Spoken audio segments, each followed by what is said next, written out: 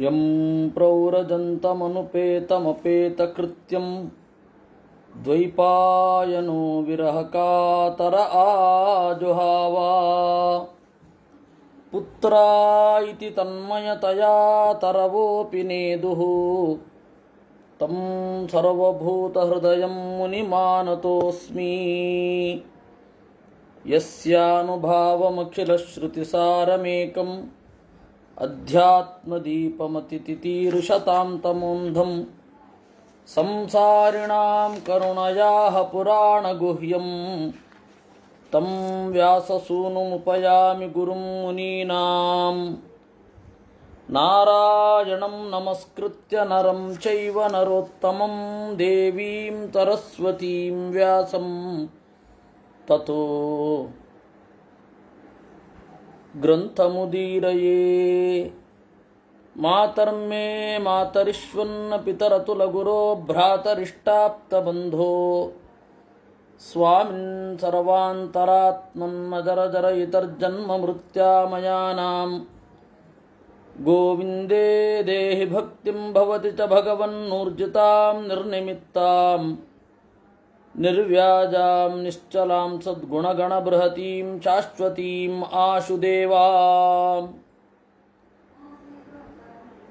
ನಿನ್ನೆ ಋಷಭನಾಮಕ ಪರಮಾತ್ಮ ಯಜ್ಞದಲ್ಲಿ ಬಂದು ಯಜ್ಞ ನಡೀತಾ ಇದ್ದಾಗ ಬಂದು ತನ್ನ ಮಕ್ಕಳಿಗೆ ಯಾವ ಸಂದೇಶವನ್ನು ಕೊಟ್ಟ ಅನ್ನೋದನ್ನು ನಾವೆಲ್ಲ ನೋಡಿದ್ದೇವೆ. ಈಗ ಅದಾದ ಮೇಲೆ ಏನಾಯಿತು? ಸ ಏವಂ ಅನುಶಾಸ್ಯ ಆತ್ಮಜಾನ್ ಸ್ವಯಂ ಅನುಶಿಷ್ಟಾನಪಿ ಲೋಕಾನುಶಾಸನಾರ್ಥಂ ಮಹಾನುಭಾವಃ ಪರಮಸುಹೃತ್ ಭಗವಾನ್ ಋಷಭಾಪದೇತಃ ಉಪಶಮಶೀಲಾನಾಂ ಉಪರತ ಕರ್ಮಣಾಂ ಮಹಾಮುನೀನಾಂ ಭಕ್ತಿ ಜ್ಞಾನ ವೈರಾಗ್ಯ ಲಕ್ಷಣಂ ಪಾರಮಹಂಸ ಧರ್ಮಂ ಉಪಶಿಕ್ಷಮಾಣಃ ಸ್ವತನಯ ಶತಜ್ಯೇಷ್ಠಂ ಪರಮ ಭಾಗವತಂ ಭಗವಜ್ಜನ ಪರಾಯಣಂ ಭರತಂ ಧರಣಿತಳ ಪರಿಪಾಲನಾಯ ಅಭಿಷಿಚ್ಯ ಸ್ವಯಂ ಭವನಯೇವ ಉರ್ವರಿತ ಶರೀರ ಮಾತ್ರ ಪರಿಗ್ರಹ ಉನ್ಮತ್ತೈವ ಗಗನ ಪರೀಧಾನಃ ಪ್ರಕೀರ್ಣಕೇಶಃ ಆತ್ಮನಿ ಆರೋಪಿತ ಆಹವನೀಯಃ ಬ್ರಹ್ಮಾವರ್ತಾತ್ ಪ್ರವೌರಾಜ. ಈ ರೀತಿ ಅವರಿಗೆ ಉಪದೇಶ ಮಾಡಿ ಏವಂ ಆತ್ಮಜಾನ್ ಅನುಶಾಸ್ಯ, ಈ ರೀತಿ ತನ್ನ ಮಕ್ಕಳಿಗೆ ಹೇಗೆ ಇರಬೇಕು ಅಂತ ಆಜ್ಞೆ ಮಾಡಿದ. ಅವ್ರಿಗೇನು ಗೊತ್ತಿರಲಿಲ್ಲ ಅಂತ ಇಲ್ಲ, ಅದನ್ನು ಹೇಳ್ತಾರೆ ಸ್ವಯಂ ಅನುಶಿಷ್ಟಾನಪಿ ಅಂತ. ಅವರು ಈಗಾಗಲೇ ಅವರು ಅನುಶಿಷ್ಟರು, ಅವರಿಗೆ ಈಗಾಗಲೇ ಗೊತ್ತಿದೆ. ಆದರೂ ಲೋಕಾನುಶಾಸನಾರ್ಥಂ ಮಹಾನುಭಾವ ಪರಮಸುಹೃತ್, ಲೋಕಗಳನ್ನು ಕುರಿತು ಹೇಳಬೇಕು ಅಂದರೆ ಜನರಿಗೆ ತಿಳಿಸಬೇಕು. ಅದರಿಂದ ಮಹಾನುಭಾವ ಮಹಾಮಹಿಮನಾದ ಪರಮಸುಹೃತ್, ಜನರಿಗೆ ಗೆಳೆಯ, ಏನನ್ನೂ ಬಯಸದ ಗೆಳೆಯ ಭಗವಾನ್ ಋಷಭಾಪದೇತಃ, ಋಷಭ ಎಂಬ ಹೆಸರಿನ ಆ ಪರಮಾತ್ಮ ಉಪಶಮಶೀಲಾನಾಂ, ತನ್ನ ಒಳಗಡೆ ಆರಾಮವಾಗಿ ಇರುವ, ವಿರಕ್ತಿಯಿಂದ ಆನಂದವನ್ನು ಅನುಭವಿಸುತ್ತಿರುವ, ಉಪರತ ಕರ್ಮಣಾಂ ಪ್ರವೃತ್ತ ಕರ್ಮವನ್ನು ಮಾಡದ ಮಹಾಮುನಿಗಳಿಗೆ ಭಕ್ತಿ ಜ್ಞಾನ ವೈರಾಗ್ಯ ಲಕ್ಷಣಂ ಪಾರಮಹಂಸ ಧರ್ಮಂ ಉಪಶಿಕ್ಷಮಾಣಃ, ಭಕ್ತಿ ಜ್ಞಾನ ವೈರಾಗ್ಯ ಇವುಗಳನ್ನು ಒಳಗೊಂಡ ಸನ್ಯಾಸವನ್ನು ಯಾವ ರೀತಿ ಆಚರಿಸಬೇಕು ಅನ್ನುವುದನ್ನು ತೋರಿಸುತ್ತಾ ಹೊರಟ. ಹಾಗೆ ಹೊರಡುವ ಮೊದಲು ಸ್ವತನಯ ಶತಜ್ಯೇಷ್ಠಂ, ತನ್ನ 100 ಮಂದಿ ಮಕ್ಕಳಲ್ಲಿ ಮೊದಲಿಗನಾದ ಪರಮ ಭಾಗವತನಾದ ಭಗವಜ್ಜನ ಪರಾಯಣ, ಭಗವಜ್ಜನ ಅಂದರೆ ಭಗವದ್ಭಕ್ತರು, ಅವರಲ್ಲಿ ಅತೀವ ಆಸಕ್ತಿ ಅಂತಹ ಭರತನನ್ನು ಧರಣಿ ತಳ ಪರಿಪಾಲನಾಯ, ಭೂಮಿಯನ್ನು ರಕ್ಷಿಸಬೇಕು ಅಂತ ಅಭಿಷಿಚ್ಯ ಸ್ವಯಂ ಭವನೇ ಏವ ಉರ್ವರಿತ ಶರೀರ ಮಾತ್ರ ಪರಿಗ್ರಹ, ಎಲ್ಲವನ್ನ ಕಡಿದೊಗೆದ, ಅವನಲ್ಲಿ ಉಳಿದದ್ದು ದೇಹ ಮಾತ್ರ. ಉನ್ಮತ್ತ ಇವ, ಹುಚ್ಚನ ಹಾಗೆ, ಗಗನ ಪರಿಧಾನ, ಆಕಾಶವನ್ನು ಮಾತ್ರ ಉಟ್ಟು ಅಂದರೆ ದಿಗಂಬರನಾಗಿ, ಪ್ರಕೀರ್ಣಕೇಶ, ತಲೆಗೂದಲು ಕೆದರಿಕೊಂಡು, ಆತ್ಮನಿ ಆರೋಪಿತ ಆಹವನೀಯ. ಸನ್ಯಾಸಿಗಳು ತನ್ನಲ್ಲಿ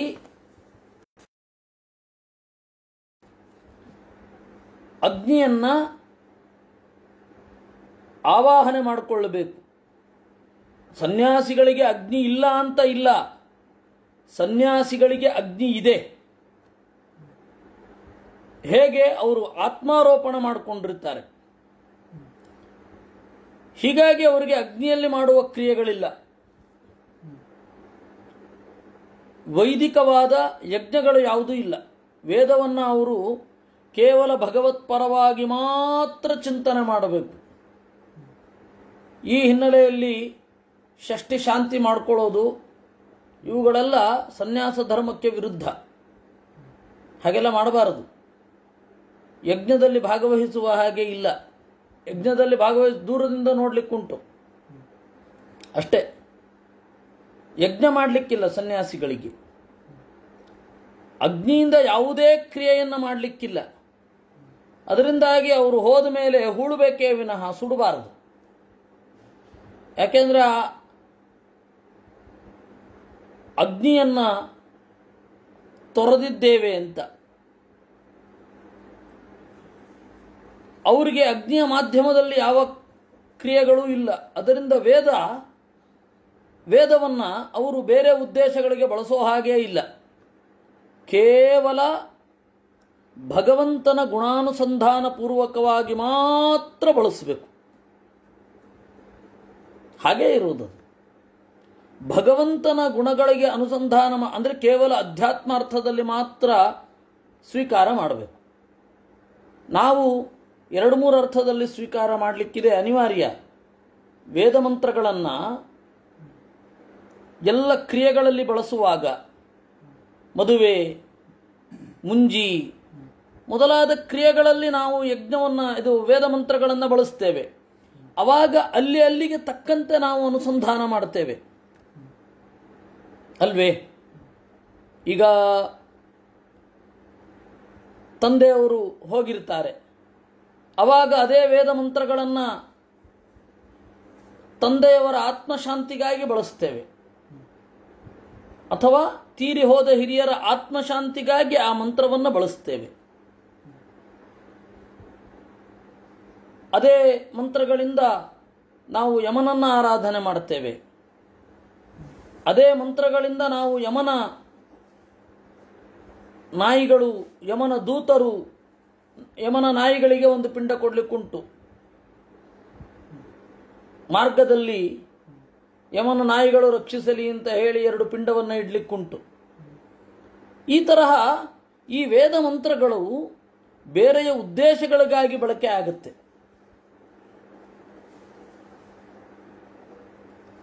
ಈ ಜನಿವಾರ ಚೇಂಜ್ ಮಾಡೋದು ಅಂತ ಒಂದು ಇದೆಯಲ್ಲ, ಅದು ಹೀಗೆ. ನಾನು ಈ ತನಕ ವೇದವನ್ನು ಈ ಅನ್ಯ ಉದ್ದೇಶಗಳಿಗಾಗಿ ಬಳಸಿದ್ದೇನೆ, ಇನ್ನು ಮೇಲೆ ಮತ್ತೆ ಭಗವತ್ಪರವಾಗಿ ಬಳಸ್ತೇನೆ ಅಂತ ಹೇಳಿ ಯಜ್ಞೋಪವೀತವನ್ನು ಬದಲು ಮಾಡುವುದು. ಯಜ್ಞೋಪವೀತ ಅನ್ನೋದು ವೈದಿಕ ದೀಕ್ಷೆಯ ಸಂಕೇತ. ಅಧ್ಯಯನಕ್ಕಾಗಿಯೇ ಉಪಕ್ರಮ ಇರೋದು ಅನ್ನೋದನ್ನು ನಾವು ನೋಡಿದ್ದೇವೆ, ಹಲವಾರು ಬಾರಿ ನಾನು ಹೇಳಿದ್ದೇನೆ. ಅದರಿಂದ ಯಜ್ಞೋಪವೀತ ಬದಲಾವಣೆ ಮಾಡೋದು ಶುದ್ಧಿಯ ಸಂಕೇತ ಅಲ್ಲ, ಅಧ್ಯಯನದ ಸಂಕೇತ. ಸನ್ಯಾಸಿಗಳಿಗೆ ಯಜ್ಞೋಪವೀತ ಇಲ್ಲ ಅಂದರೆ ಅವರು ಕಾಮ್ಯಕರ್ಮಗಳಿಗಾಗಿ ಅಗ್ನಿಯಲ್ಲಿ ಆರಾಧನೆ ಮಾಡಲಿಕ್ಕೆ ವೇದವನ್ನು ಬಳಸುವಂತಿಲ್ಲ. ಹಾಗಂತ ವೇದ ಓದಬಾರದು ಅಂತ ಅರ್ಥ ಅಲ್ಲ. ಸನ್ಯಾಸಿಗಳು ವೇದ ಓದಲೇಬೇಕು. ಮಧ್ವಾಚಾರ್ಯರ ಕಾಲಕ್ಕೆ ನೀವು ನೋಡಿ ಬೇಕಂದರೆ ಮಧ್ವರು ಎಲ್ಲಿ ಎಲ್ಲಿ ಹೋಗ್ತಾ ಇದ್ರು ಅಲ್ಲಿ ಎಲ್ಲ ಅವರು ವೇದ ಮಂತ್ರಗಳ ಚಿಂತನೆಯನ್ನ ಮಾಡ್ತಾ ಇದ್ರು. ಯಾವುದೋ ಒಂದು ವೇದ ಮಂತ್ರವನ್ನ.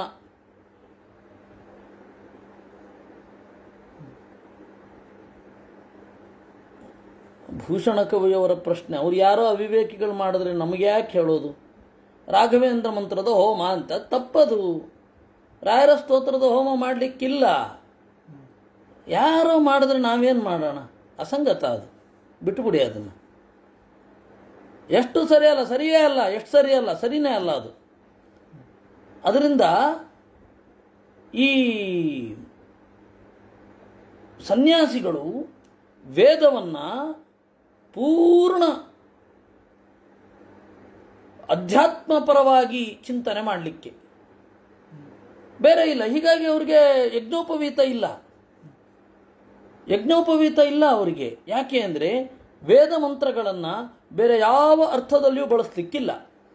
ಅದರಿಂದಾಗಿ ನೋಡಿ, ಮಧ್ವಾಚಾರ್ಯರ ಕಾಲದಲ್ಲಿ ಬೇಕಾದ್ರೆ ನೋಡಿ, ಮಧ್ವಾಚಾರ್ಯರ ಕಾಲದಲ್ಲಿ ಎಲ್ಲೋ ಒಂದು ಕಡೆ ಹೋಗ್ತಾ ಇದ್ರು, ಯಾವುದೋ ಒಂದು ಸೂಕ್ತವನ್ನು ಆಚಾರ್ಯರ ಮುಂದೆ ಇಟ್ಟು ನೀವು ಅರ್ಥ ಹೇಳಬೇಕು ಅಂತ ಹೇಳ್ತಾ ಇದ್ರು. ಆಚಾರ್ಯರು ಆ ಸೂಕ್ತದ ಮೇಲೆ ಅರ್ಥ ಮಾಡಿದಾಗ ಅದ್ರ ಮೇಲೆ ಪ್ರಶ್ನೆಯೇ ವಿನಃ ಆಮೇಲೆ ನಂತರ ನೀವು ವ್ಯಾಸತೀರ್ಥರ ನಂತರದ ಕಾಲದಲ್ಲಿ ನೀವು ನೋಡಿದ್ರೆ ಯಾವುದೋ ಒಂದು ವಿಚಿತ್ರವಾದ ತರ್ಕಶಾಸ್ತ್ರದ ಪರಿಷ್ಕಾರವನ್ನು ಹೇಳೋದು, ಅದನ್ನು ಸ್ವಾಮಿಗಳು ಸರಿ ಮಾಡ್ತಾ ಹೋಗೋದು. ಆ ತರಹ ಯಾವುದೋ ಕ್ರೋಡಪತ್ರದ ಮೇಲೆ ಪ್ರಶ್ನೆ. ಆಚಾರ್ಯರ ಕಾಲಕ್ಕೆ ಹೇಗಿತ್ತು? ವೇದ ಮಂತ್ರಗಳ ಮೇಲೆ ಚರ್ಚೆ ನಡೀತಾ ಇದ್ದದ್ದು, ವೇದ ಮಂತ್ರಗಳ ಮೇಲೆ ವಾಕ್ಯಾರ್ಥ ನಡೀತಾ ಇದ್ದದ್ದು. ನಾವು ಅದನ್ನು ಇಡೀ ಮಧ್ವವಿಜಯದ ತುಂಬ ನೋಡುತ್ತೇವೆ. ಅಂದರೆ ಸ್ವಾಮಿಗಳು ವೇದವನ್ನು ಓದಬಾರದು ಅಂತಲ್ಲ.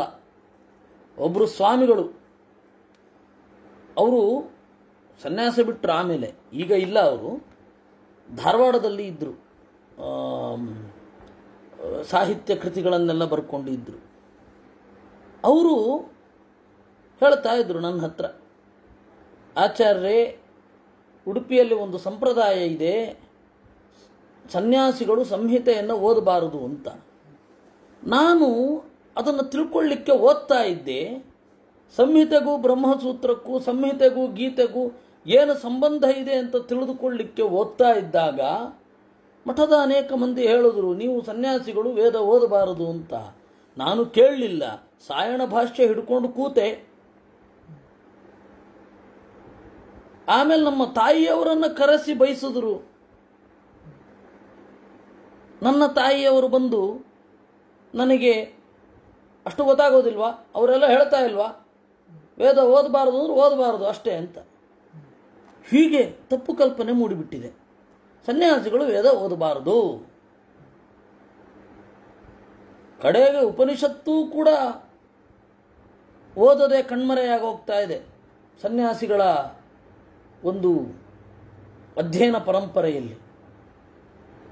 ಈ ಹಿನ್ನೆಲೆಯಲ್ಲಿ ನಮಗೆ ಬಹಳ ಎಚ್ಚರ ಇರಬೇಕು. ಇದು ಎಲ್ಲ ಆಗಿದ್ದು ಆಮೇಲೆ ನಂತರದ ಬದಲಾವಣೆಗಳು. ಅಲ್ಲಿ ಮೊದಲು ಹಾಗಿರಲಿಲ್ಲ. ವೇದವನ್ನ ನನ್ನ ಕಾಮ್ಯಕರ್ಮಕ್ಕೆ ಬಳಸುವುದನ್ನು ತ್ಯಾಗ ಮಾಡಿದ್ದೇನೆ ಅಂತವೇ ವಿನಃ ವೇದವನ್ನೇ ತ್ಯಾಗ ಮಾಡಿಬಿಡೋದಲ್ಲ. ಸಂಪ್ರದಾಯ ಏನು, ಶಾಸ್ತ್ರ ಏನು, ವೇದವನ್ನು ಕಾಮ್ಯಕರ್ಮದಲ್ಲಿ ಬಳಸುವುದಿಲ್ಲ. ಹೀಗಾಗಿ ಸನ್ಯಾಸಿಗಳು ಏನೇ ನೋವಾದರೂ ಕೂಡ ಶತ್ರುನಾಶಕವಾದ ಮಂತ್ರಗಳನ್ನು ಪ್ರಯೋಗ ಮಾಡಲಿಕ್ಕಿಲ್ಲ. ಏನೇ ನೋವಾಗಲಿ ಅವರಿಗೆ ಶತ್ರುನಾಶಕವಾದ ಮಂತ್ರಗಳನ್ನು ಪ್ರಯೋಗ ಮಾಡಲಿಕ್ಕಿಲ್ಲ. ಆ ತರಹ ಕಾಮ್ಯಕರ್ಮಗಳಲ್ಲಿ ವೇದದ ಬಳಕೆ ಇಲ್ಲ ಅನ್ನೋದೇ ವಿನಃ ವೇದವನ್ನೇ ಬಿಟ್ಟುಬಿಡಿ ಅಂತ ಅರ್ಥ ಅಲ್ಲ. ಏನು ಮಾಡೋದು? ಅದು ಈ ತರಹ ಅರ್ಥ ಆಗಿ ವೇದವನ್ನೇ ಬಿಟ್ಟುಬಿಟ್ಟಿದ್ದಾರೆ. ಸುಖ ಅರ್ಧ ಇಟ್ಕೊಳ್ಳೋದೇನು? ಅರ್ಧ ಇಟ್ಕೊಳ್ಳೋದು ವೇದವನ್ನೇ ಬಿಟ್ಟುಬಿಡೋದು. ಅರ್ಧ ಚರತೀಯ ಬೇಡ ಅಂತ ಹೇಳಿ ಪೂರ್ತಿ ಬಿಟ್ಟರು. ಅದರಿಂದ ಅಲ್ಲಿ ಇರೋದು ಆತ್ಮನಿ ಆರೋಪಿತ ಆಹವನೀಯ. ಗೃಹಸ್ಥನಾಗಿದ್ದಾಗ ಅಥವಾ ಬ್ರಹ್ಮಚರ್ಯದಲ್ಲಿ ಇದ್ದಾಗ ಯಾವ ಅಗ್ನಿಯನ್ನು ಆರಾಧನೆ ಮಾಡ್ತಾನೆ ಆ ಅಗ್ನಿಯನ್ನು ತನ್ನ ಒಳಗಡೆ ಆರೋಪ ಮಾಡಿಕೊಳ್ಳುವುದು ಅಂತ. ಅವನು ಬ್ರಹ್ಮಾವರ್ತಾತ್ ಪ್ರವೌರಾಜ, ಬ್ರಹ್ಮವರ್ತದಿಂದ ಹೊರಟು ಹೋದ, ಸನ್ಯಾಸ ತೆಗೆದುಕೊಂಡ, ದಕ್ಷಿಣಕ್ಕೆ ಬಂದ. ಸನ್ಯಾಸಿಗಳಲ್ಲಿ 4 ತರಹ ಇದ್ದಾರೆ. ಅದನ್ನು ಮುಂದೆ ನಾವು ನೋಡಲಿದ್ದೇವೆ. ಕುಟೀಚಕ, ಬಹುಧ, ಹಂಸ, ಪರಮಹಂಸ ಅಂತ. ಅದರಲ್ಲಿ ಪರಮಹಂಸ ಅವಧೂತನಾಗಿ ಋಷಭನಾಮಕ ಪರಮಾತ್ಮ ಸನ್ಯಾಸವನ್ನು ತೋರಿಸಿದ್ದು. ಜಡಾಂಧ ಬಧಿರ ಪಿಶಾಚ ಉನ್ಮಾದಕ ವತ್ ಅವಧೂತವೇಚ ಅಭಿಭಾಷ್ಯಮಾಣೋಪಿ ಜನಾನಾಂ ಗೃಹೀತ ಮೌನಃ ತೂಷ್ಣೀಂ ಬಭೂವ. ಹುಚ್ಚರ ಹಾಗೆ, ಕುರುಡರ ಹಾಗೆ, ಕಿವುಡರ ಹಾಗೆ, ಪಿಶಾಚಿಯ ಹಾಗೆ ಅವಧೂತವೇಷನಾಗಿ ಅವಧುನೋತಿ, ಸಹಜವಾದ ಜನರೆಲ್ಲ ಒಪ್ಪಿರುವಂತಹ ರೀತಿಯನ್ನು ಬಿಟ್ಟವ. ಅಂತಹ ಅವಧೂತ ಅಭಿಭಾಷ್ಯಮಾಣೋಪಿ, ಯಾರು ಮಾತನಾಡಿದ್ರೂ ಇವನು ಮಾತಾಡ್ತಾ ಇರಲಿಲ್ಲ. ಗೃಹೀತ ಮೌನವ್ರತಃ ತೂಷ್ಣೀಂ ಬಭೂವ. ತತ್ರ ತತ್ರ ಪುರಗ್ರಾಮ ದುರ್ಗ ಆಕರ ಖೇಟ ಕರ್ಪಟ ಶಿಬಿರ ವ್ರಜ ಘೋಚ ಸಾರ್ಥ ಗಿರಿವನಾಶ್ರಮಾದಿಷು ಅನುಪಥಂ ಅವನಿಚರಾಪಶದೈಃ ಪರಿಭೂಯಮಾನಃ ಮಕ್ಷಿಕಾಭಿರಿವ ವನಗಜಃ ತರ್ಜನ ತಾಡನ ಅವಮೇಹನ ನಿಷ್ಠೀವನ ಗ್ರಾವ ಚಕೃದ್ರಜ ಪ್ರಕ್ಷೇಪಣ ಪೂತಿವಾತ ದುರುಕ್ತೈಃ ತದವಗಣಯನ್ನೇವ ಅಸತ್ ಸಂಸ್ಥಾನೇ ಏತಸ್ಮಿನ್ ದೇಹೋಪಲಕ್ಷಣೆ ಅಸದಪದೇಚಃ ಅಭಯಾನುಭವ ಸ್ವರೂಪೇಣ ಸ್ವಮಹಿಮ ಅವಸ್ಥಾನೇನ ತಮವರೋಪಿತ ಅಹಂ ಮಮಾಭಿಮಾನತ್ವಾತ್ ಅಖಂಡಿತಃ ಪೃಥಿವೀಂ ಏಕಚರಃ ಪರಿಬಭ್ರಾಮ. ತತ್ರ ತತ್ರ, ಅಲ್ಲಿ ಅಲ್ಲಿ ಸಿಕ್ಕಿದಲ್ಲಿ ತಿರುಗುತ್ತಾ ಇದ್ದ. ಸನ್ಯಾಸಿಗಳು ಸಂಸ್ಥಾನ ಅಂತ ಒಂದಿಟ್ಕೊಳ್ಳೋದು, ಆ ಸಂಸ್ಥಾನದ ಪೂಜೆ ಮಾಡೋದು ಅದು ನಂತರ ಬಂದದ್ದು. ಅದಕ್ಕಿಂತ ಮೊದಲು ಯುಗ ಯುಗಾಂತರಗಳಲ್ಲಿ ಹೇಗಿತ್ತು? ಜಪ ಮಾಡೋದು, ಭಿಕ್ಷೆಯನ್ನು ಉಣ್ಣೋದು, ಹೊರಡ್ತಾ ಇರೋದಷ್ಟೇ. ಪಾಠಾದಿಗಳನ್ನು ಮಾಡಲಿಕ್ಕಿಲ್ಲ, ಇರಲಿಲ್ಲ. ಆಚಾರ್ಯರಿಗಿಂತ ಹಿಂದಿನಿಂದ ಬದಲಾವಣೆ ಆಯಿತು. ಆಮೇಲೆ ಒಂದು ವ್ಯವಸ್ಥೆ ಬಂತು, ಸನ್ಯಾಸಿಗಳು ಪಾಠ ಮಾಡಲಿಕ್ಕೆ.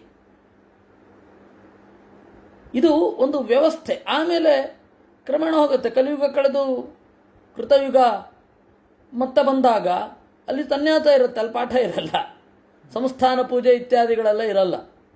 ಅದರ ಮಿತಿಯನ್ನು ಅರ್ಥ ಮಾಡ್ಕೊಳ್ಬೇಕು, ಎಲ್ಲಿ ತನಕ ಇರುತ್ತೆ ಇದು ಅಂತ. ದುರ್ವಾತರು, ಹಂಸನಾಮಕ ಪರಮಾತ್ಮ, ದುರ್ವಾತರು, ಪ್ರಾಜ್ಞತೀರ್ಥರು ಅವರೆಲ್ಲ ಸಂಸ್ಥಾನ ಪೂಜೆ ಮಾಡ್ತಾ ಇದ್ರು ಅಂತ ಅರ್ಥ ಅಲ್ಲ ಅದಕ್ಕೆ. ಅದು ಒಂದು ಕಾಲಘಟ್ಟದ ಬದಲಾವಣೆಗಳು. ಆ ಬದಲಾವಣೆಗಳನ್ನ ಪೂರ್ತಿ ನಿರಂತರವಾಗೇನೂ ಇರೋಲ್ಲ. ಅದರಿಂದಾಗಿ ಏನು ಆ ಪರಂಪರೆಯಿಂದ ನಮ್ಮ ಮೂರ್ತಿ ಬಂದಿದೆ ಅಂತ ಹೇಳ್ತಾರೆ. ಅವರನ್ನು ನೋಡಿ ದೇವರಿಗೆ ಕೈ ಮುಗಿದು ಒಳ್ಳೆ ಬುದ್ಧಿ ಕೊಡಪ್ಪ, ಅವ್ರಿಗೆ ಏನು ಬೇಕಷ್ಟೆ, ಬೇರೇನೂ ದಾರಿ ಇಲ್ಲ. ನಮ್ಮ ಕೈಲೇನಿದೆ? ಅದು ತಿರುಗಾಡೋದು. ನೋಡಿ, ಋಷಭನಾಮಕ ಪರಮಾತ್ಮ ಸನ್ಯಾಸವನ್ನು ತೆಗೆದುಕೊಂಡು ಪುರ,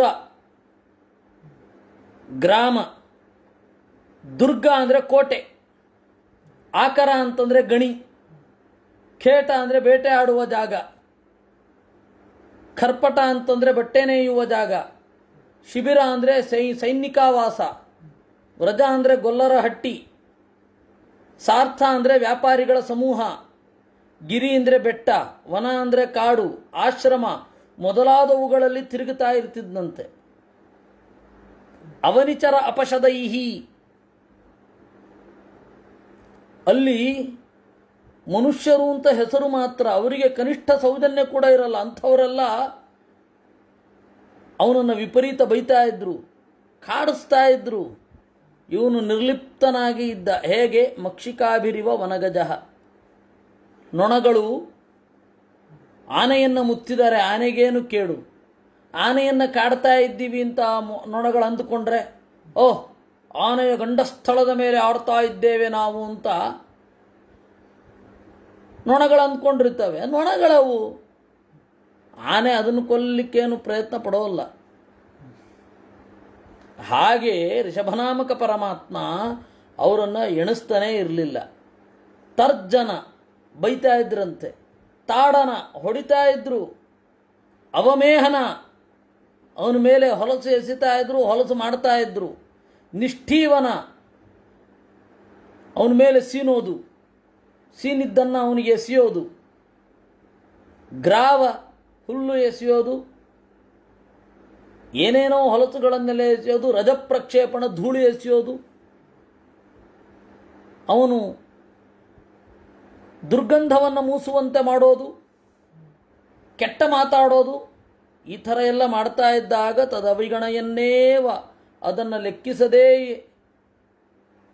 ಈ ದೇಹವೇ ನನ್ನದಲ್ಲ ಅಂತ ಅವನು ಅಂದುಕೊಂಡ. ಅಭಯಾನುಭವ ಸ್ವರೂಪೇಣ ಯಾರಿಗೂ ನಾನು ಭಯವನ್ನು ಉಂಟು ಮಾಡುವುದಿಲ್ಲ ಅಂತ ಋಷಭ ಚಿಂತನೆ ಮಾಡಿ ಅಭಯವನ್ನು ಇತ್ತಿದ್ದಾನೆ.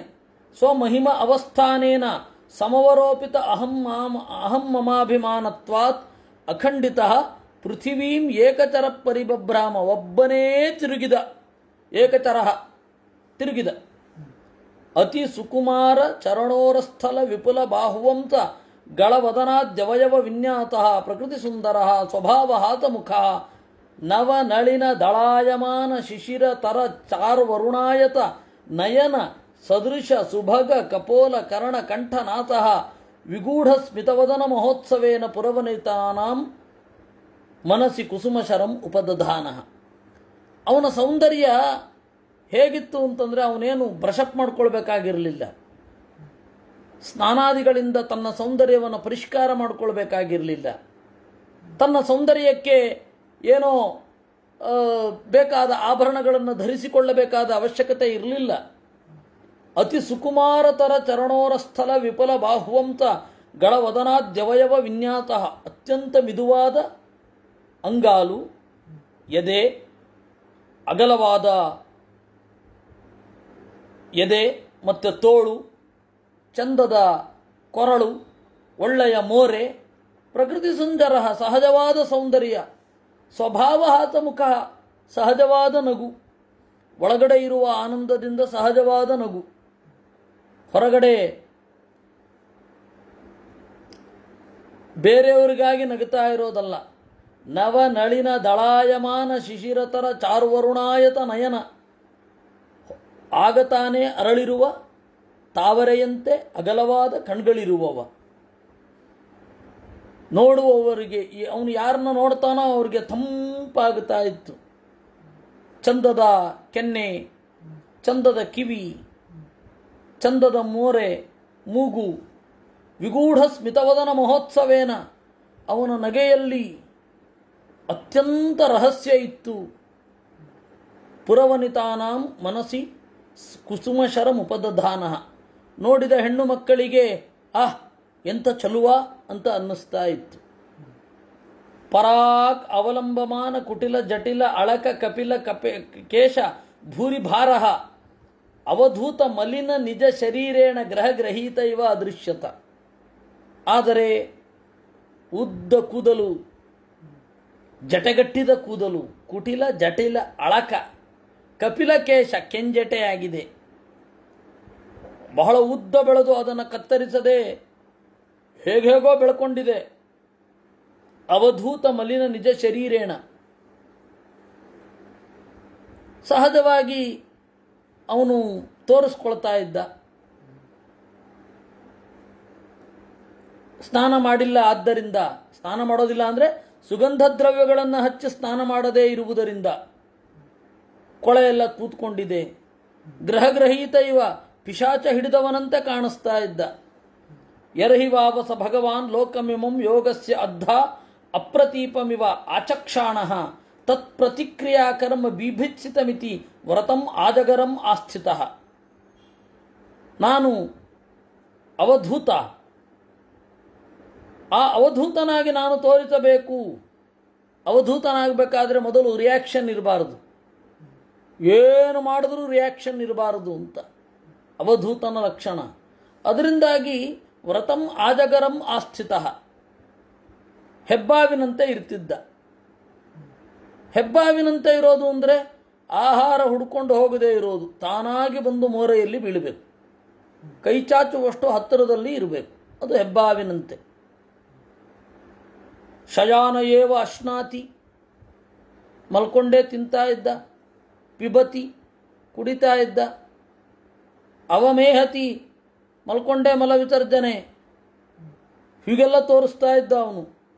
ಹಸತಿ, ವೇಷ್ಟಮಾನ ಉಚ್ಚರಿತ, ದಿಗ್ಧೋದ್ದೇಶ ಹಯಪುರೀಶ ಸುರಭಿ ಸೌಗಂಧ್ಯ ವಾಯುಸ್ತಂ ದೇಶಂ ದಶಯೋಜನಂ ಸಮಂತಾತ್ ಸುರಭಿ ಚಕಾರ. ಅವನ ಮಲ, ವೃಷಭನಾಮಕ ಪರಮಾತ್ಮನ ಮಲ 10 ಯೋಜನ ಪ್ರದೇಶವನ್ನು ಸುಗಂಧಭರಿತವನ್ನಾಗಿ ಮಾಡಿತ್ತಂತೆ. ಅಂದರೆ ಪೂರಾ ಭೌತಿಕವಾದ ಎಫೆಕ್ಟ್ಗಳು ಅದನ್ನು ಅವನು ಮೀರಿದ್ದ. ಏವಂ ಗೋಮೃಗ ಕಾಕಚರ್ಯಯ ವ್ರಜನಸ್ತಿಷ್ಠನ್ನಾಸೀನಃ ಶಯಾನಃ ಕಾಕ ಮೃಗ ಗೋವಚ್ಚರತಿ ಪಿಬತಿ ಖಾದತಿ ಅವಿಮೇಹತಿ ಸ್ಮ. ಹೀಗೆ ಹಸುವಿನ ಹಾಗೆ, ಜಿಂಕೆಯ ಹಾಗೆ, ಕಾಗೆಯ ಹಾಗೆ ಇರ್ತಾ, ಓಡ್ತಾ, ನಿಲ್ತಾ, ಕೂತ್ಕೊಂಡು, ಮಲ್ಕೊಂಡು, ಕಾಗೆಯಂತೆ, ಜಿಂಕೆಯಂತೆ, ಹಸುವಿನಂತೆ ಓಡಾಡೋದು, ಕುಡಿಯೋದು ಎಲ್ಲ ಹಸುವಿನ ಹಾಗೆ, ಹಸು ಸೆಗಣಿ ಹಾಕಿದ ಹಾಗೆ ಮಲವಿಸರ್ಜನೆ ಮಾಡೋದು, ಹೀಗೆಲ್ಲ. ಇತಿ ನಾನಾಯೋಗಾಚರ್ಯಾಚರಣ ಭಗವಾನ್ ಕೈವಲ್ಯಪತಿ ಋಷಭ ಅಧಿಗತ ಪರಮ ಮಹಾನಂದಾನುಭವ ಆತ್ಮನಿ ಸರ್ವೇಚಾಂ ಭೂತಾನಾಂ ಆತ್ಮಭೂತೆ ಭಗವತಿ ವಾಸುದೇವೇ ಆತ್ಮನಃ ಅವ್ಯವಧಾನೇನ ಅನಂತರೋದರ ಭಾವೇನ ಸಿದ್ಧ ಸಮಸ್ತಾರ್ಥೈ ಪರಿಪೂರ್ಣ ಯೋಗೈಶ್ವರ್ಯಾಣಿ ವೈಹಾಯತ ಮನೋಜವಾಂತರ್ಧಾನ ಪರಕಾಯ ಪ್ರವೇಶ ದೂರಗ್ರಹಣಾದೀನಿ ಯದೃಚ್ಛಯೋಪಗತಾನಿ ನಾಂಜತಾ ಹೃದಯೇನ ಅಭ್ಯನಂದತ್. ಈ ರೀತಿ ಥರಥರದ ಯೋಗಚರ್ಯಗಳ ದಾರಿಯನ್ನು ತೋರಿಸ್ತಾ ಕೈವಲ್ಯಪತಿ, ಮೋಕ್ಷಕ್ಕೆ ಒಡೆಯನೇ ಆದ ಋಷಭನಾಮಕ ಪರಮಾತ್ಮ ಒಳಗಡೆ ಅನುಭವಿಸುವ ಆನಂದದ ಉತ್ಕಟತೆಯನ್ನು ತನ್ನಲ್ಲೇ ಅಡಗಿಸಿಕೊಂಡು ಸಜ್ಜನರಿಗೆ ಮಾತ್ರ ತಿಳಿಸುತ್ತಾ ತಾನೇ ಆಗಿರುವ ನಾರಾಯಣನನ್ನು ಚಿಂತನೆ ಮಾಡ್ತಾ ಇದ್ದ. ದೇವರು ಯಾಗ ಮಾಡೋದು ಅಂದರೆ, ದೇವರು ಧ್ಯಾನ ಮಾಡೋದು ಅಂದರೆ ಆತ್ಮಭೋಗ ಅಂತಾರೆ. ದೇವರ ಧ್ಯಾನ ಅಂದ್ರೇನು? ಆತ್ಮಭೋಗ. ನಮ್ಮ ಧ್ಯಾನ ಅಂದ್ರೇನು? ದೇವರ ಗುಣಗಳ ಚಿಂತನೆ. ದೇವರ ಧ್ಯಾನ ಏನು? ಅವನೇ ದೇವರು, ಅವನನ್ನು ಹೊರತುಪಡಿಸಿದ್ರೆ ಇನ್ನೊಬ್ಬರಿಲ್ಲ.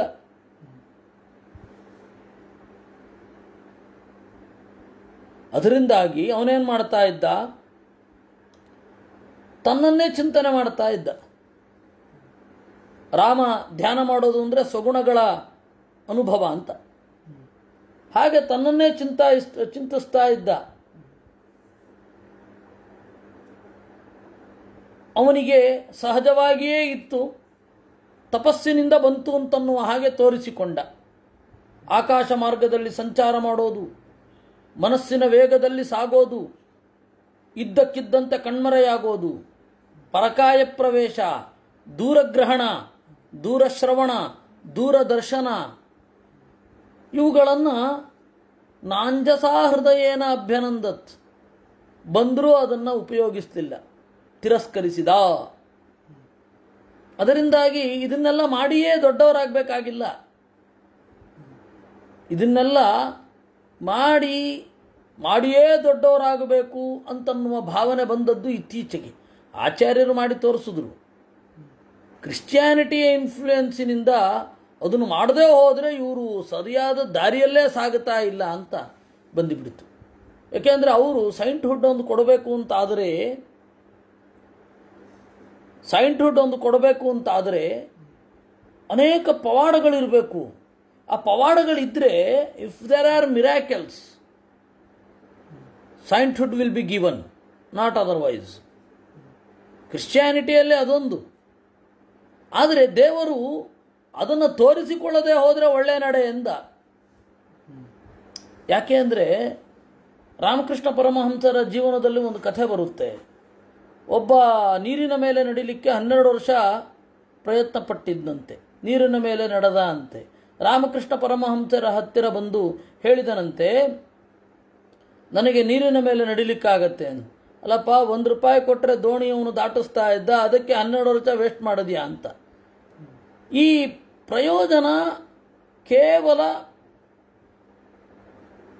ಭೌತಿಕವಾದದ್ದು. ಅದು ಒಳಗಡೆಯ ಎತ್ತರಕ್ಕೆ ಏನು ಕಾರಣ ಆಗಲಿಲ್ಲ ಅಂದರೆ ಮಾಡಿ ಏನು ಪ್ರಯೋಜನ? ಈಗ ಮಹತಾ ಪ್ರಯತ್ನೇನ ದೂರಶ್ರವಣ, ಇಲ್ಲಿಂದಲೇ ಇದ್ದು ಅಲ್ಲೆಲ್ಲೋ ಕೇಳೋದು.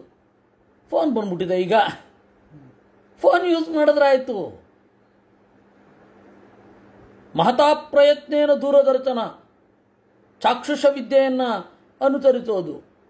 ಈಗ ಟಿವಿ, ಕ್ಯಾಮರಾ ಬಂದಿದೆ, ಇಂಟರ್ನೆಟ್ ಬಂದಿದೆ. ಅದರಿಂದ ನಮ್ಮ ಸಾಧನೆಗೆ ಪರ್ಯಾಯ ಯಂತ್ರಗಳಿಂದ ಆಗೋದು ಬೇಡ ಅಲ್ವಾ? ಇವರು ಸಾಧನೆ ಏನು ಜೀವನದಲ್ಲಿ ಯಂತ್ರಗಳಿಂದ ಆಗೋದೇ, ಇವರು ಯಂತ್ರಗಳಿಲ್ಲದೆ ಮಾಡ್ತಾರೆ ಅಂತ ಆಗಬಾರದಲ್ಲ. ಇದು ದೇವರ ಈ ವಿಚಿತ್ರ ನಡೆಯ ಉದ್ದೇಶ. ನೀವು ಭೌತಿಕವಾದ ಇಂದ್ರಿಯಗಳಿಗೆ ಅನೇಕ ಶಕ್ತಿಗಳನ್ನು ಪಡೆಯೋದೇನಿದೆ ಅದು ಯಂತ್ರದಿಂದಲೂ ಸಾಧ್ಯ. ನೀವೊಬ್ಬರೇ ಮಾಡಬಹುದಾದದ್ದೇನು? ಒಳಗಡೆಯ ಎತ್ತರ, ಅದನ್ನು ನೀವೊಬ್ಬರೇ ಗಳಿಸಬೇಕಾದದ್ದು, ಅದನ್ನು ನೀವೇ ಮಾಡಬೇಕಾದದ್ದು. ಇನ್ನೆಲ್ಲ ಬೇರೆಯವರು ಮಾಡಬಹುದು, ಬೇರೆ ಇದರಿಂದ ಸಾಧ್ಯ, ಪರ್ಯಾಯ ಮಾರ್ಗದಿಂದ ಸಾಧ್ಯ. There is a similar way. ನಿಮ್ಮ ಈ ಸಾಧನೆಗೆ ಇನ್ನೊಂದು ಸಮಾನಾಂತರವಾದ ಮಾರ್ಗ ಇದೆ. ನೀವು ದೇಹದಿಂದ ಮಾಡಿದ್ರಿ, ಅಲ್ಲಿ ಯಂತ್ರಗಳಿಂದ ಆಯಿತು. ದೇಹವೂ ಯಂತ್ರ ಉಪಕರಣವೇ ತಾನೆ. ಅದರಿಂದ ಯಂತ್ರಗಳನ್ನು ಮೀರಿ,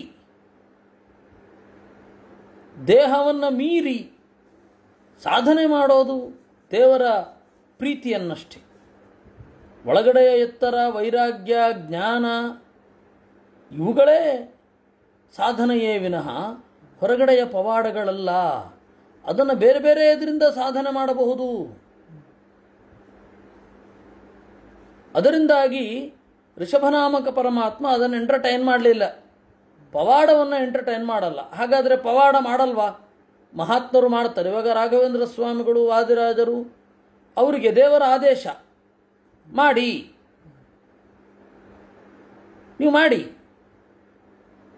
ಸುಮ್ಮನೆ ತಪಸ್ಸು ಮಾಡ್ತಾ ಇರ್ಬೇಕು, ಅದಕ್ಕಾಗಿ ಮಾಡಬಾರದು. ದೇವರು ಆರ್ಡರ್ ಕೊಟ್ಟಾಗ ಮಾಡಬೇಕಷ್ಟೆ.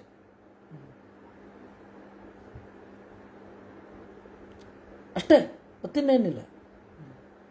ದೇವರು ಆರ್ಡರ್ ಕೊಡದೆ ಹೋದಾಗ ಮಾಡಾಗತ್ತೆ ಇಲ್ಲ. ಇದು ನಮಗಿರಬೇಕಾದ ಎಚ್ಚರ.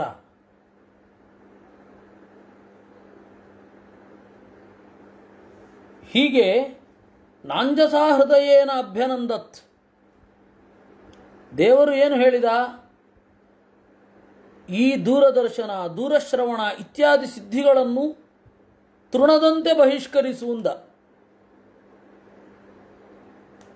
ತೃಣದಂತೆ ಬಹಿಷ್ಕರಿಸು. ಅದನ್ನು ಎಂಟರ್ಟೈನ್ ಮಾಡಬೇಡ. ದೇವರೇ ಹಾಗೆ ತೋರಿಸಿದ ಮೇಲೆ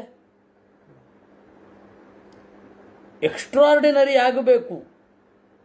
ಮನಸ್ಸಿನ ಒಳಗಡೆಯ ಎತ್ತರದಿಂದ, ಮನಸ್ಸಿನ ಒಳಗಡೆಯ ಆನಂದದಿಂದ, ಒಳಗಡೆಯ ಗುಣಗಳಿಂದ, ಬೇರೆಯವರ ಮೇಲೆ ವಾತ್ಸಲ್ಯ, ಪ್ರೀತಿ. ಆ ಪ್ರೀತಿ ಅನ್ನೋದಕ್ಕೆ ಸ್ವಾರ್ಥದ ಲೇಪ ಇರಬಾರದು. ಅವರು ಮಾಡಿದ ತಪ್ಪುಗಳನ್ನು ಒಪ್ಪಿಕೊಳ್ಳುವ ಅನಿವಾರ್ಯತೆ ಇರಬಾರದು, ಕುರುಡು ಇರಬಾರದು. ಹಾಗೆ ಪ್ರೀತಿಸ, ಅವ್ರ ಗುಣಗಳನ್ನು ಮಾತ್ರ ಪ್ರೀತಿಸಬೇಕು. ದೋಷಗಳಿದ್ದರೆ ಅದನ್ನು ಪ್ರೀತಿಸಬಾರದು. ಆ ತರಹದ ಎತ್ತರ ಬೇಕೇ ವಿನಃ ಹಾರದೆ, ನೆಗದೆ, ಕುಣದೆ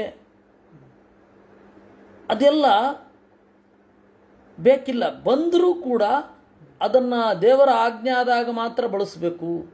ಇಲ್ಲ ಅಂದರೆ ಅದು ನಮ್ಮ ತಪಸ್ಸಿನ ಭಾಗವನ್ನೆಲ್ಲ ಅಪಹರಿಸಿ ಕಡೆಗೆ ಮತ್ತೆ ಮೊದಲಿಂದ ಸಾಧನೆ ಮಾಡಬೇಕಾಗೋ ಹಾಗೆ ಮಾಡಿಬಿಡುತ್ತೆ. ದೇವರ ಆಜ್ಞೆ ಮಾಡದೆ ಹೋಗಿದ್ರೆ, ಬಳಸಿದ್ರೆ.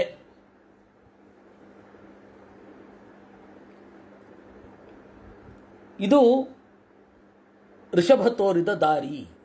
ಅದಕ್ಕೆ ಹೇಳಿದ್ದು ನಾಂಜತಾ ಹೃದಯೇನ ಅಭ್ಯನಂದತ್.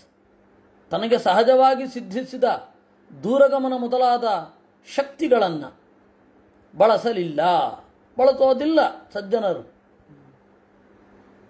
ಇದು ನಂತರದ ಜನರಿಗೆ ಗೊತ್ತಾಗಲಿಲ್ಲ. ಅದರಿಂದಾಗಿ ದೇವಮಾನವರು ಹುಟ್ಕೊಂಡ್ರು. ಪವಾಡ ಮಾಡಿದ್ರೆ ಜನ ನಂಬ್ತೀವಿ ಅಂದರು, ಅವರು ಕಟ್ಟು ಮಾಡಿದ್ರು. ಬೂದಿ ಕೊಡ್ತೇನೆ, ಲಿಂಗ ಕೊಡ್ತೇನೆ, ಪೆನ್ ಕೊಡ್ತೇನೆ. ಜನಕ್ಕೇನಾಗಬೇಕು? ಅವರಿಗೆ ತಾತ್ಕಾಲಿಕವಾಗಿ ಏನೋ ಒಂದು ಅದ್ಭುತವಾದದ್ದು ತೋರಬೇಕು ಅಷ್ಟೇ. ಜನ ಕೇಳೋದಷ್ಟೇ.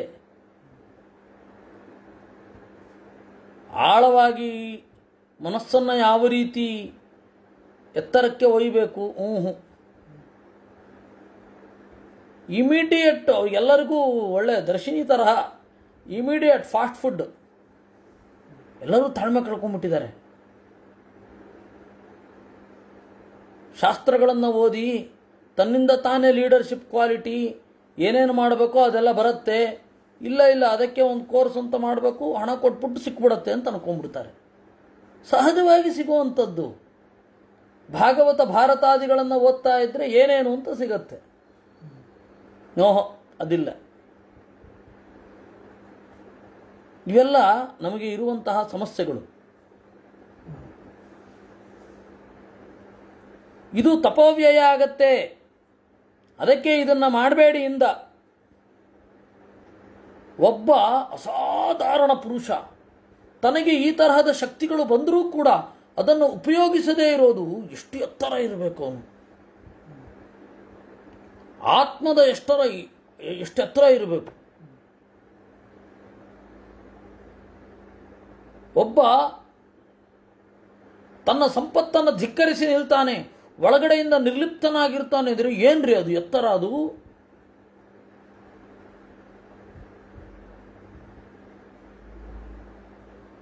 ಆ ತಾಕತ್ತು, ವೈರಾಗ್ಯ ಅನ್ನೋದು ಇದೆಯಲ್ಲ, ಆ ವೈರಾಗ್ಯದಷ್ಟು ತಾಕತ್ತು ಜಗತ್ತಲ್ಲಿ ಇನ್ನೊಂದಿಲ್ಲ.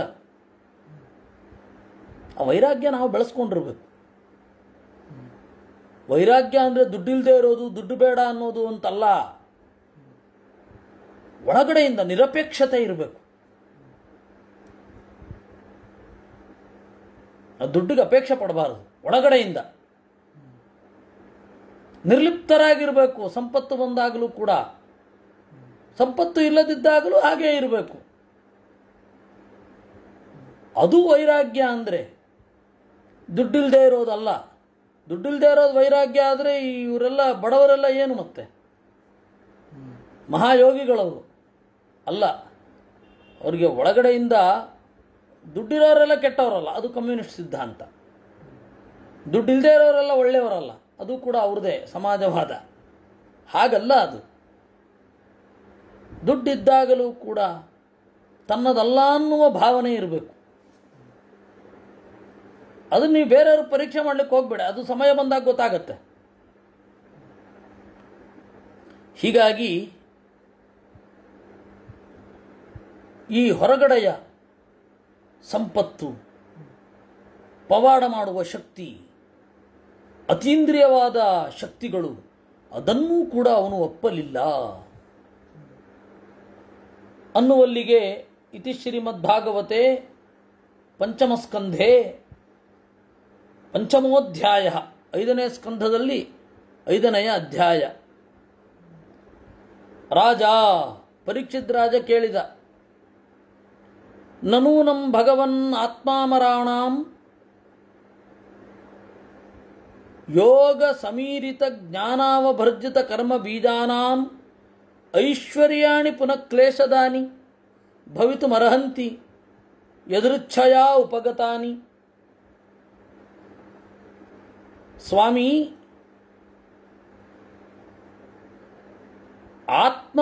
ಆತ್ಮಾರಾಮಾಣಂ, ಯಾರು ಒಳಗಡೆಯಿಂದಲೇ ಆನಂದದ ಉತ್ಕಟತೆಯನ್ನು ಅನುಭವಿಸ್ತಾ ಇರ್ತಾರೆ, ಯೋಗ ಸಮೀರಿತ ಜ್ಞಾನಾವಭರ್ಜಿತ ಕರ್ಮ ಬೀಜಾನಾಂ, ಯೋಗದಿಂದ ಸಮೃದ್ಧವಾದ ಜ್ಞಾನ, ಧ್ಯಾನ ಪಕ್ವವಾದ ಜ್ಞಾನದಿಂದ ಕರ್ಮಗಳು ಯಾವುದೇ ಪರಿಣಾಮ ಬೀರದಂತೆ ಮಾಡಿಕೊಂಡಿರ್ತಾರೆ. ಅವ್ರಿಗೆ ಐಶ್ವರ್ಯಾಣಿ ಈ ತರಹದ ಶಕ್ತಿಗಳು ಕ್ಲೇಶದಾನಿ ಭವಿತು ನಾರ್ಹಂತಿ, ದುಃಖಕರ ಆಗೋಲ್ಲ ಅಲ್ವಾ? ಅದು ಯದೃಚ್ಛಯೋಪಗತಾನಿ, ಸಹಜವಾಗಿ ಬಂದದ್ದು, ಅವರೇನು ಬಯತಲಿಲ್ಲ. ಅದಕ್ಕಾಗಿ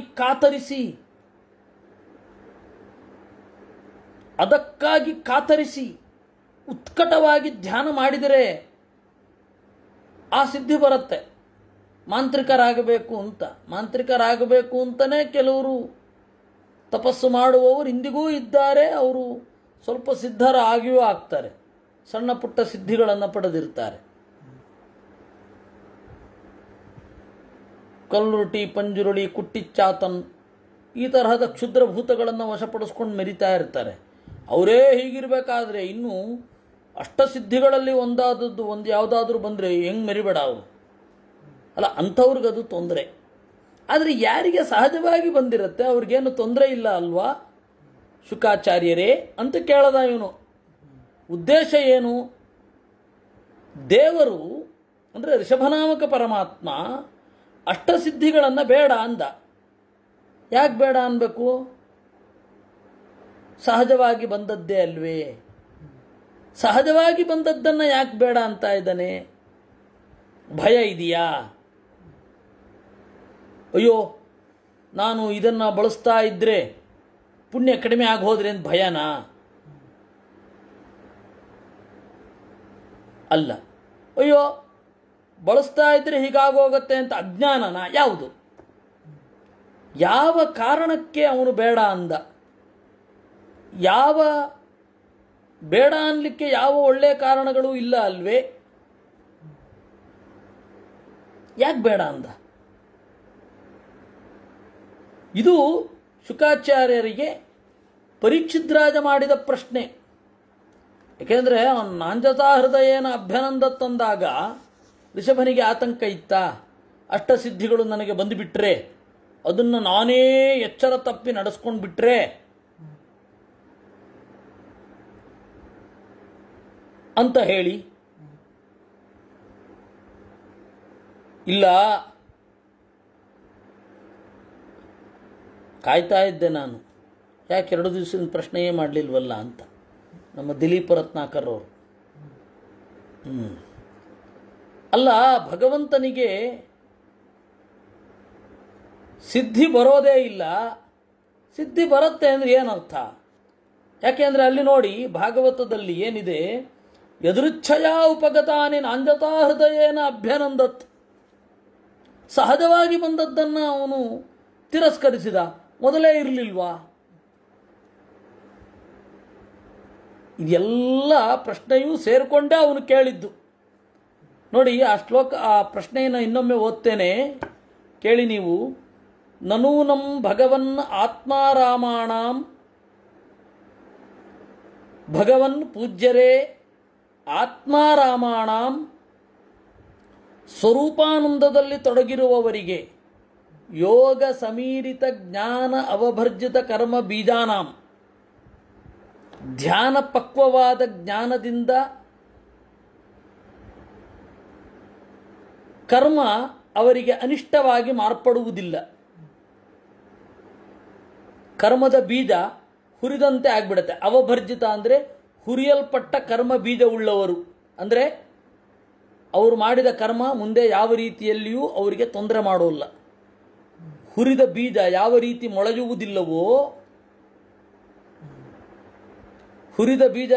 ಮೊಳೆಯುವುದಿಲ್ಲವೋ ಹಾಗೆ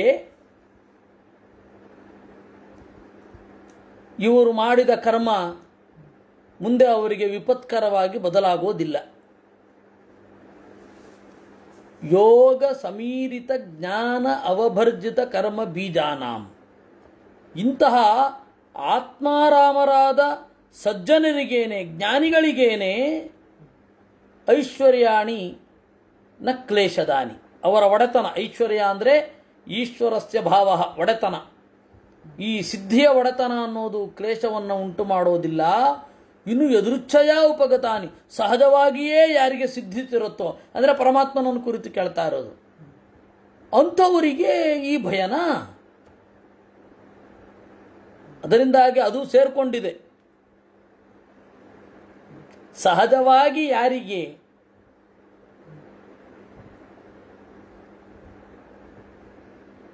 ಸ್ವರೂಪ ಜ್ಞಾನ ಉಂಟಾಗಿರುತ್ತೆ ಅವರಿಗೆ ಬಂಧಕ ಆಗಲ್ಲ, ಇನ್ನು ದೇವ್ರಿಗ ಸಹಜವಾಗಿ ಸಿದ್ಧಿಸಿದೆ, ಹೊಸದಾಗಿ ಸಿದ್ಧಿಸಬೇಕಿಲ್ಲ. ಆದರೂ ಜನರಿಗೆ ಏನು ತೋರಿಸಿದ ದೇವರು, ಸಿದ್ಧಿಯನ್ನು ಹೊಸದಾಗಿ ಪಡೆದಂತೆ ಅದನ್ನು ಇವನು ಉಪಯೋಗಿಸದಂತೆ ತೋರಿಸಿದ. ನಮಗೆ ಶಿಕ್ಷಣಕ್ಕಾಗಿ ಇದು. ಅದಕ್ಕೆ ಶುಕಾಚಾರ್ಯರು ಏನು ಉತ್ತರ ಕೊಟ್ಟರು? ಸತ್ಯಮುಕ್ತಂ ಕಿಂತ್ವಿಹವಾ ಏಕೆ ಮನತಃ ವಿಸ್ರಂಭಂ ಅನವಸ್ಥಸ್ಯ ಘಟ ಕಿರಾಟ ಇವ ನತಂಗಚ್ಚಂತಿ. ಸತ್ಯಮುಕ್ತಂ, ಖಂಡಿತ ನೀನು ಹೇಳಿದ ಹೌದು. ಆತ್ಮಾರಾಮರಾದ ಯೋಗಿಗಳಿಗೆ ಪಕ್ವವಾದ ಜ್ಞಾನದಿಂದ ಕರ್ಮದ ಪರಿವರ್ತನೆ, ಕರ್ಮದ ಪರಿಣಾಮ, ಕರ್ಮದ ಕಷಾಯಗಳಿಲ್ಲದವರಿಗೆ ಇದು ಏನೂ ತೊಂದರೆ ಮಾಡೋಲ್ಲ. ಇವಾಗ ದೇವತೆಗಳಿಗಿದೆ, ಅಷ್ಟಸಿದ್ಧಿಗಳಿಲ್ವೇನು? ತೊಂದರೆ ಆಗತ್ತಾ ಅವ್ರಿಗೆ? ಇಲ್ಲ. ಸಪ್ತರ್ಷಿಗಳಿಗಿದೆ, ತೊಂದರೆ ಆಯ್ತಾ? ಋಷಿಗಳು ಕೆಲವರು ಉಪಯೋಗಿಸ್ಲಿಲ್ಲ. ಇವಾಗ ದೀರ್ಘತಮಸ್ಸಿದ್ದ, ಅವನ ಹೆಂಡತಿ ಹೆಸರು ಪ್ರದ್ವೇಷಿ, ಉತ್ಕಟವಾಗಿ ಗಂಡನನ್ನು ದ್ವೇಷಿಸಿದವಳು ಅಂತ. ಅವಳು ಅವನ ಪ್ರಯೋಗಗಳನ್ನು ತಾಳಲಾರದೆ ಕೈಗಳನ್ನು ಹಿಂದಕ್ಕೆ ಕಟ್ಟಿ ದೋಣಿಯಲ್ಲಿ ಬಿಟ್ಬಿಟ್ಲು. ಮಹಾಭಾರತದಲ್ಲಿ ಬರೋ ಕಥೆ. ಅವನು ಶತರ್ಚಿಗಳಲ್ಲಿ ಒಬ್ಬರಿ. ಋಗ್ವೇದದಲ್ಲಿ 100 ಋಕ್ಕುಗಳನ್ನು ಕಂಡವ ಅವನು. ಒಂದು ತೆಪ್ಪದಲ್ಲಿ ಕೂಡಿಸಿ ಗಂಗಾ ನದಿಯಲ್ಲಿ ತೆಳ್ಕೊಂಡು ಹೋಗ್ತಾ ಇರೋದು ಬಿಟ್ಬಿಟ್ಲು. ಅವನು ಅದನ್ನು ಕಣ್ಬರೆಸ್ಕೊಳ್ಳಿಕ್ಕೆ ಪ್ರಯತ್ನ ಪಡಲಿಲ್ಲ, ಅಥವಾ ಇನ್ನೇನೋ ಆಗಬೇಕು ಅಂತ ಪ್ರಯತ್ನ ಪಡಲಿಲ್ಲ. ಅಂಥವರಿದ್ದಾರೆ. ಹಾಗೆ ಅಗಸ್ತ್ಯರು, ವಿಶ್ವಾಮಿತ್ರರು, ವಸಿಷ್ಠರಂಥವರು ಇದ್ದಾರೆ, ಉಪಯೋಗಿಸುವವರು ಇದ್ದಾರೆ. ಅವರೆಲ್ಲ ಉಪಯೋಗಿಸಿದ್ರು. ಅಷ್ಟಸಿದ್ಧಿಗಳನ್ನು ಉಪಯೋಗಿಸಿದ್ರು. ಅಗಸ್ತ್ಯರು ಬಳಸ್ತಿಲ್ವೇನು? ಸಮುದ್ರ ಕುಡಿದ್ಬಿಟ್ರು, ಬೆಟ್ಟವನ್ನು ಎತ್ತರಕ್ಕೆ ಬೆಳೆಯದಂತೆ ಮಾಡಿದ್ರು, ವಾತಾಪಿ ಇಲ್ವಲ್ಲರನ್ನು ನಾಶ ಮಾಡಿದ್ರು. ಏನು ಕಡಿಮೆನಾ ಅವ್ರು ಮಾಡಿದ್ದು? ಉಪಯೋಗಿಸುವವರೂ ಇದ್ದಾರೆ, ಉಪಯೋಗಿಸದವರೂ ಇದ್ದಾರೆ. ನೀನು ಹೇಳಿದ್ದು ಕರೆಕ್ಟ್, ಸತ್ಯಮುಕ್ತಂ. ನಿನ್ನ ಪ್ರಶ್ನೆ ಕರೆಕ್ಟ್ ಅಂದರು. ಯಾರು? ಶುಕಾಚಾರ್ಯರು. ಕಿಂತ್ವಿಹವಾ ಏಕೆ ಮನತಃ ವಿಸ್ರಂಭಂ ಅನವಸ್ಥಾನಸ್ಯ ಮನಸಃ. ಮನಸ್ಸು ಒಂದೇ ರೀತಿಯಾಗಿರೋದಿಲ್ಲ, ಮನಸ್ಸಿನ ಮೇಲೆ ವಿಶ್ವಾಸ ಇರಲ್ಲ. ಘಟ ಕಿರಾಟ ಇವ ನಸಂಗಚ್ಚಂತಿ ಅಂತಂದ್ರು. ಘಟ ಕಿರಾಟ ಇವ ನೋಡಿ, ಕಿರಾಟ ಅಂತಂದ್ರೆ ತೂತು. ಘಟ ಕಿರಾಟ, ಮಡಿಕೆಯಲ್ಲಿರುವ ತೂತು, ಸಣ್ಣ ತೂತು. ಅದು ತೀರಾ ಸಣ್ಣದು ಹೋಗ್ತಾ ಇರುತ್ತೆ. ಒಂದೊಂದು ಬಿಂದು ಆಗಿರಬಹುದು, ಆದರೆ ಯಾವುದೋ ಒಂದು ಕಾಲಕ್ಕೆ ಎಲ್ಲ ನಾಶ ಆಗೋಗುತ್ತೆ ತಾನೆ. ಹಾಗೆ ಘಟ ಕಿರಾಟೆ ಇವ ಮನಸ್ಸಿನಲ್ಲಿ ವಿಶ್ವಾಸವನ್ನು ಇಡೋದಿಲ್ಲ ಅವರು. ಆ ಹಿನ್ನೆಲೆಯಲ್ಲಿ, ಅಥವಾ ಘಟ ಕಿರಾಟ ಅಂದರೆ ಒದ್ದೆಯಾದ ಮಡಿಕೆ, ಅದು ಮಡಿಕೆಯನ್ನು ಪರಿಷ್ಕಾರ ಮಾಡಬೇಕು, ಆಮೇಲೆ ನೀರು ತುಂಬಿಡಬೇಕು. ಮಡಿಕೆ ಒದ್ದೆ ಆಗಿ ಒಣಗದೇ ಇದ್ದಾಗ ನೀರು ತುಂಬಿಟ್ರೆ ಸೋರಿ ಹೋಗುತ್ತೆ. ಆ ರೀತಿ ಮನಸ್ಸಿಗೆ ಶಕ್ತಿ ಇದೆ ಅಂತ ಗೊತ್ತಾದರೆ ಉಪಯೋಗಿಸುವ ಅಂತ ಅದೆಲ್ಲ ನಾಶ ಆದಮೇಲೆ ಗೊತ್ತಾಗೋದು. ವಿಸ್ರಂಭಂ ಅನವಸ್ಥಾನಸ್ಯ ಘಟ ಕಿರಾಟ ಇವ ಸಂಗಚ್ಚಂತಿ. ಅದರಿಂದಾಗಿ ಅವರೇನು ಮಾಡ್ತಾರೆ? ಬಳಸೋಲ್ಲ. ಅಂಥವರಿಗೆ ಇವನು ಮಾಡಿದ ಶಿಕ್ಷಣ ನೋಡು. ನಮ್ಮ ಮನಸ್ಸಿನ ಬಗೆಗೆ ನಮಗೆ ವಿಶ್ವಾಸ ಇರಬಾರದು. ನಮ್ಮ ಮನಸ್ಸು ಅಹಂಕಾರ, ಮಮಕಾರ, ಕಾಮ, ಕ್ರೋಧ, ಲೋಭ ಮೊದಲಾದವುಗಳಿಗೆ ಯಾವ ಕ್ಷಣದಲ್ಲೂ ಒಳಗಾಗಬಹುದು. ಅದರಿಂದಾಗಿ ನನ್ನ ಮನಸ್ಸು ನನ್ನ ಮಾತು ಕೇಳ್ತಾ ಇದೆ ಅಂತ ನಾವು ಅನ್ಕೊಂಡ್ಬಿಡಬಾರದು.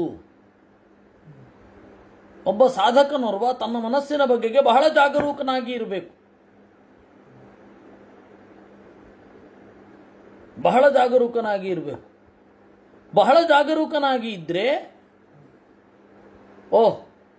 ನನಗೆ ಈಗ ಸಿದ್ಧಿ ಬರ್ತಾ ಇದೆ, ಇದನ್ನು ನಾನು ಬಳಸಲ್ಲ, ಸಹಜವಾಗಿಯೇ ಇರ್ತೇನೆ ಅಂತ ಅಂದುಕೋತಾನೆ.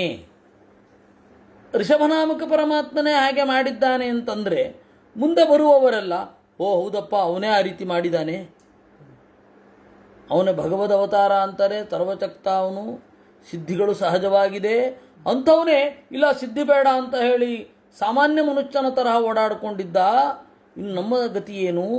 ನಮ್ಮ ಮನಸ್ಸು ಮೊದಲೇ ಪಾಂಚಭೌತಿಕ ಮೊದಲಾದವುಗಳನ್ನೆಲ್ಲ ಸ್ವೀಕರಿಸಿ ಬಿಡುತ್ತೆ, ಅದರಿಂದಾಗಿ ನಾನಲ್ಲಿ ತಗೊಳ್ಳೋಲ್ಲ ಅಂದ. ತಥಾಚ ಉಕ್ತಂ ನ ಕುರ್ಯಾತ್ ಕಸ್ಯಚಿತ್ ಸಖ್ಯಂ ಮನಸಿಶ್ಚನವಸ್ಥಿತೇ ಯದ್ವಿಸ್ರಂಭಾಚ್ಚಿರಾಚ್ಚಿರಣಂ ಚ ಸ್ಕಂಧ ತಪ ಐಶ್ವರಂ. ಮನಸ್ಸು ಒಂದು ಕಡೆ ನಿಲ್ಲೋದಿಲ್ಲ, ಅದು ಚಂಚಲ. ಅದರಿಂದ ನಮ್ಮ ಮನಸ್ಸಿನ ಬಗೆಗೆ ಮೃದು ಭಾವನೆಯನ್ನು ನಾವು ತಾಳಬಾರದು. ನಮ್ಮ ಮನಸ್ಸಿನ ಬಗೆಗೆ ನಮಗೆ ಕಠೋರತೆ ಇರಬೇಕು. ಯದ್ವಿಸ್ರಂಭಾಚ್ಚಿರಾಚ್ಚಿರಣಂ ಚಸ್ಕಂದ ತಪ ಐಶ್ವರಂ. ಮನಸ್ಸಿನ ಮೇಲೆ ವಿಶ್ವಾಸ ಇಟ್ಬಿಟ್ರೆ ದೀರ್ಘಕಾಲ ಕಷ್ಟಪಟ್ಟು ಗಳಿಸಿದ ತಪಸ್ಸೆಲ್ಲ ಸೋರಿ ಹೋಗ್ತದೆ. ನಿತ್ಯಂ ದದಾತಿ ಕಾಮಸ್ಯ ಛಿದ್ರಂ ತದನು ಏರಯಃ. ಮೊದಲು ಕಾಮ ಮೂಡುತ್ತೆ, ಆಮೇಲೆ ಕಾಮಾನುಜ ಕ್ರೋಧ. ಯೋಗಿನ ಕೃತ ಮೈತ್ರಸ್ಯ ಪತ್ಯುರ್ಜಾಯೇವ ಪುಂಶ್ಚಲೀ. ಯೋಗಿಯೊಬ್ಬ ಮನಸ್ಸಿನ ಜೊತೆಗೆ ಗೆಳೆತನ ಬೆಳೆಸಿದ್ರೆ ಹೇಗಿರುತ್ತೆ ಅಂತಂದರೆ,